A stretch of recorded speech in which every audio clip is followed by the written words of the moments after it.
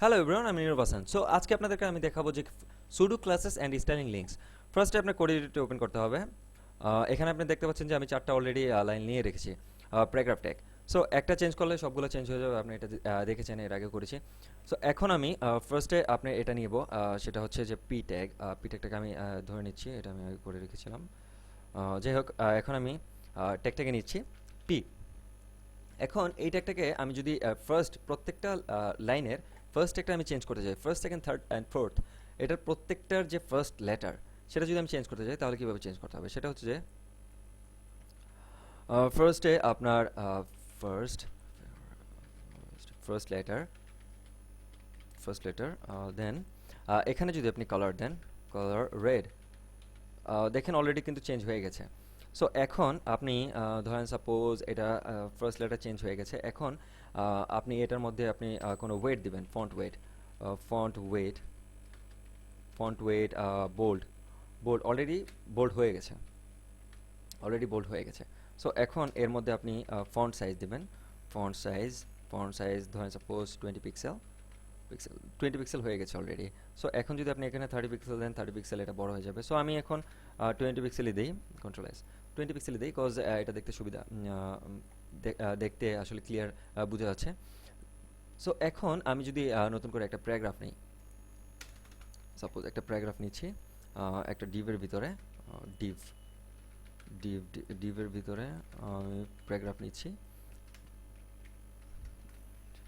The quick brown Fox jump with the lazy dogs। এখন এটা যাতে আমি একটু বড় করছি কপি করে, কজ আমার লেখাটা অনেক বেশি লাগবে, আমি যদি ফার্স্ট লাইন, এখানে কয়েকটা লাইন লাগবে। সো এটা আমি ছোট করছি। এখানে আপনি দেখতে পাচ্ছেন যে এখানে কয়েকটা লাইন আছে। হ্যাঁ, আপনার এই প্যারাগ্রাফটার মধ্যে কয়েকটা লাইন আছে। এখন আপনি লাইন, আপনার যে প্যারাগ্রাফের যে প্রথম লাইনটা সেটাকে আপনি চেঞ্জ করতে যাচ্ছেন, প্রথম লাইনটা যাতে চেঞ্জ হয়। সো এখন আপনি ধরেন সাপোজ ডিভটা ধরলেন, ডিভটা ধরে আপনি এটার মধ্যে সেকেন্ড ব্রেক দিলেন। এখন ডিভের মধ্যে এখন আপনি কি কাজ করবেন, এখন ডিভের মধ্যে আপনি ধরেন সাপোজ ফার্স্ট লাইনটা চেঞ্জ করবেন, ফার্স্ট লাইন এখন ফার্স্ট লাইনের মধ্যে আপনি কালার দিবেন, colour green, control S.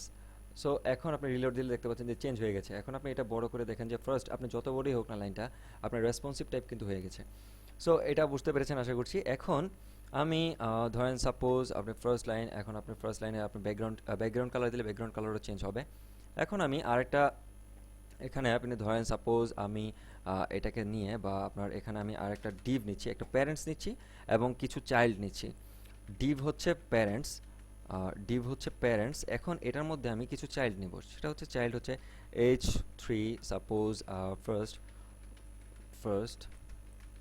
First then হচ্ছে control D D D, first, second then হচ্ছে থার্ড, দেন হচ্ছে ফোর্থ, কন্ট্রোল এস। দেখেন যে এখানে কিন্তু চেঞ্জ হয়ে গেছে। আর এখানে ফার্স্ট, যেহেতু আপনি এখানে ডিভ ধরা হয়েছে, ডিভের কালারটা চেঞ্জ করা আছে ফার্স্ট লাইনের, সো এই জন্য এটাও হয়ে গেছে, এটার কালারটাও চেঞ্জ হয়ে গেছে। সো এটা আমি এখন আপাতত কেটে দিচ্ছি, এটা আপনি কন্ট্রোল এস, যেহেতু আপনি এটা রিলোড দিলে এটা কেটে দিচ্ছি। সো এখন আপনি দেখতে পাচ্ছেন যে এখন আমি এটার মধ্যে একটা আইডি ধরবো, আইডি ইকুয়াল টু ধরেন সাপোজ ড্যাড। আপনার যে প্যারেন্টস, এটা হচ্ছে প্যারেন্টস হচ্ছে ড্যাড, আর এগুলো হচ্ছে চাইল্ড। সো এখন প্যারেন্টসের মধ্যে আপনার যে প্যারেন্টস, এখন আমি প্যারেন্টস ধরে এটা ধরবো। সো আপনার আইডি ধরার জন্য আমি আগেই বলেছি যে আইডি ধরার জন্য কি করতে হবে, আইডি ইকুয়াল আপনার ধরেন সাপোজ আগের যেটা ছিল সেটা থাকুক। এখন আইডি ধরবেন, আইডিটা আমি কি ধরেছি, ড্যাড ধরেছি। সো ড্যাড, আইডি ধরতে হলে হ্যাশট্যাগ দরকার হবে, ড্যাড স্পেস আপনার হচ্ছে H3 দেন সেকেন্ড ব্র্যাকেট। আর এর মধ্যে আপনি এটা কি করতে যাচ্ছেন, ফার্স্ট চাইল্ড, আপনার যে ফার্স্ট চাইল্ড আছে সেটা আপনি চেঞ্জ করতে যাচ্ছেন, ফার্স্ট চাইল্ড আপনি চেঞ্জ করতে যাচ্ছেন। তাহলে আপনার ফার্স্ট FIR, এখানে আপনার দিতে হবে আপনার clone first child, child, first child আপনি চেঞ্জ করতে যাচ্ছেন। ফার্স্ট চাইল্ড আপনি কি দিবেন, ধরেন suppose colour red, control S. আপনার এটা কিন্তু অলরেডি চেঞ্জ হয়ে গেছে। এখন আপনি ধরেন সাপোজ আবার ধরেন dad h3 last child last child আপনি কি করতে চাচ্ছেন, কালারটা চেঞ্জ করতে চাচ্ছেন, কালারটা গ্রিন গ্রিন দিতে চাচ্ছেন। অলরেডি কিন্তু লাস্ট চাইল্ড হয়ে গেছে, একটা প্যারেন্টসের ফার্স্ট চাইল্ড আর লাস্ট চাইল্ড কিন্তু চেঞ্জ হয়ে গেছে অলরেডি। সো এখন আহ, আপনার এটা যদি আমি এখন বিফোর, আপনার যদি পূর্বে আমি কিছু অ্যাড করতে যাই বা পরে যদি কিছু অ্যাড করতে যাই, আপনি সিএসএস থেকেও চেঞ্জ করতে পারবেন। সো ফার্স্টে আপনার আবার ধরতে হবে ডেড, এর আগে কি লিখবেন, h3 দেন বিফোর, বিফোর বিফোর আপনি কি দিতে চাচ্ছেন, আই অ্যাম, কন্টেন্ট দিতে হবে, content double quote I I am, I am, I am, then এখানে দেখতে পাচ্ছেন যে অলরেডি কিন্তু সবগুলোর মধ্যে অ্যাড হয়ে গেছে।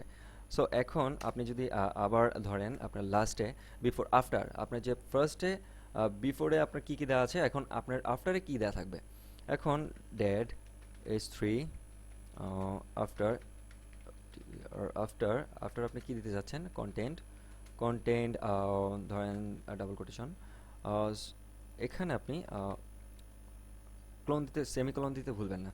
So I am first line, control S. So আপনি দেখতে পাচ্ছেন যে এখানে ফার্স্ট আমি বিফোরে কিছু অ্যাড করেছি আর আফটারে কিছু অ্যাড করেছি। সো এভাবে হয়ে যায়। সো যেহেতু আপনার সুডো ক্লাসেসের মধ্যে আপনার ভালো কিছু ধারণা হয়েছে আশা করছি। আর এখন আমি করব হচ্ছে এখন আমি স্টাইলিং লিঙ্কস নিয়ে কিছু আলোচনা করব। সো এখন আমি লিঙ্কস করি কিছু। এখানে আমি একটা ফাইল নেই, একটা অ্যাঙ্কর ট্যাগ নেই, অ্যাঙ্কর ট্যাগ এর মধ্যে ধরেন সাপোজ আমি একটা লিঙ্ক ক্রিয়েট করব, http slash double slash dot web academy BD dot ORG. এখানে আপনার ধরেন সাপোজ আপনি মাই ওয়েবসাইট, মাই ওয়েবসাইট, এখন আপনি কন্ট্রোল এস দিলেন, কন্ট্রোল এস দিলে দেখেন যে এখানে কিন্তু অলরেডি, আমি বড় করে দেখাচ্ছি, এখানে নিচে আসছে, এখানে কিন্তু অলরেডি হয়ে গেছে, এখানে আন্ডারলাইন দিয়ে একটা অলরেডি হয়ে গেছে। সো এখন আমি অ্যাঙ্কর ট্যাগটাকে আমি ধরবো, সিএসএস এ কাজ করব। সেটা হচ্ছে যে আপনার এটাকে আমি ধরলাম, ধরার পরে আপনি ধরেন সাপোজ আপনি সেকেন্ড ব্রেকেট দিলেন, কালার দিলেন, কালার রেড, অলরেডি কিন্তু রেড হয়ে গেছে আপনি দেখতে পাচ্ছেন। সো এখন আপনি এখানে যেহেতু আন্ডারলাইন আছে, আন্ডারলাইনটা যাতে না থাকে সেজন্য টেক্সট ডেকোরেশন, সেটার মধ্যে আপনি নান দেবেন, নান দিলে দেখেন যে আপনার কন্ট্রোল এস, এখানে কিন্তু আপনার এটা চলে গেছে, আন্ডারলাইনটা চলে গেছে।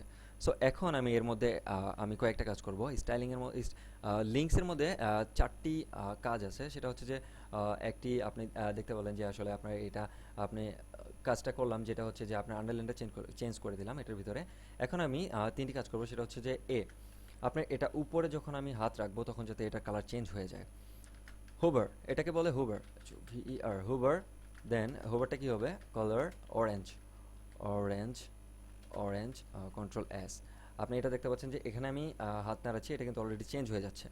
ঠিক আছে, এখন আপনি যখন হাত নাড়াবেন, যখন আপনি ক্লিক দিবেন তখন যাতে চেঞ্জ হয়, তার মানে অ্যাক্টিভ, যখন এটা ক্লিক করে অ্যাক্টিভ থাকবে, হ্যাঁ, তখন আপনি অ্যাক্টিভ, অ্যাক্টিভ হলে আপনার অ্যাক্টিভ হলে কালারটা কি হবে, অ্যাক্টিভ হলে কালারটা suppose yellow, control S. So এখন আমি যদি ক্লিক করি, ক্লিক করার পরে যেটা হবে সেটা হচ্ছে যে অ্যাক্টিভ। তারপরে আমি করছি যখন আপনি ভিজিট করে ফেলবেন, যখন আপনি পাস্টে মানে ভিজিট করবেন, ফিউচার মানে আপনি যখন ক্লিক করে ফেলবেন, তখন আপনি যখন আপনার যে ওয়েবসাইটে আপনি এটা ক্লিক করার পরে যে ওয়েবসাইটে যাবে সেটা আপনি ভিজিট করে ফেলবেন, তখন আপনার যে এটা কালার হবে সেটা কি, সে ভিজিটেড, ভিজিটেড, সেকেন্ড ব্রেকেট, দেন হচ্ছে আপনার ফার্স্টে এখানে দিতে হবে যে কালার, আপনি কালার ভিজিট করার পরে কালার কি দিতে যাচ্ছেন, ধরেন ব্লু, কন্ট্রোল এস। সো এখানে আমি এই কাজটা আগে করেছিলাম। সো এই জন্য আপনার যদি আমি হিস্টোরি চেঞ্জ করতে চাই, হিস্টোরিটা আসলে এখানে কুকিজ কিছু অ্যাড ছিল, যাই হোক এটা আমি ক্লিয়ার করে দিচ্ছি, এখন আর হবে না।